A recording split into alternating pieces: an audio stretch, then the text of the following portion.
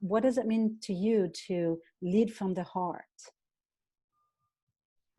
Yeah, I'm happy to answer as the millennial in the conversation, I guess.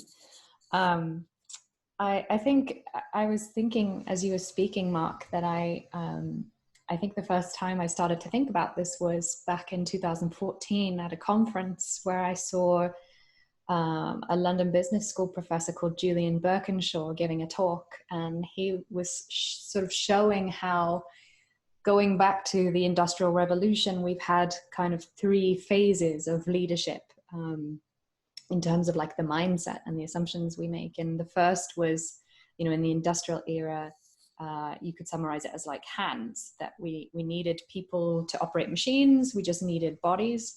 And if you could get human power, that was how you succeeded in the industrial era. And because it was pretty menial work, then you needed to crack the whip, and you needed to micromanage people, because otherwise they wouldn't do this work. It wasn't very purposeful.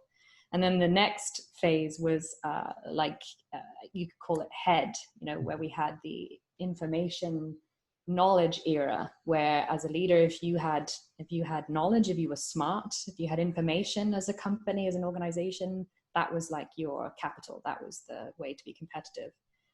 And then he said that the kind of emerging paradigm, or what we're leading into now, is heart.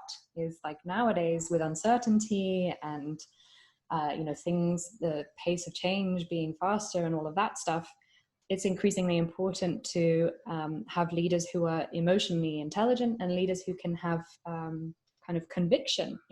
Having all the knowledge in the world is not going to help you navigate complexity and uncertainty. Because there's no possible way of knowing what the best decision is. So I think this heart, leading with heart piece, is really, really relevant. And I think for me, what's interesting as well is, in a way, it's going back to pre-industrial, maybe even ancient ideas of leadership. And I interviewed someone the other day, Janara Goringaring is her name. And she's an Aboriginal woman who's compared Robert Keegan's work around adult development and kind of vertical development, and compared and contrasted it with Aboriginal eldership culture. And the kind of utmost pinnacle of leadership or consciousness is something that Robert Keegan calls sacred leadership.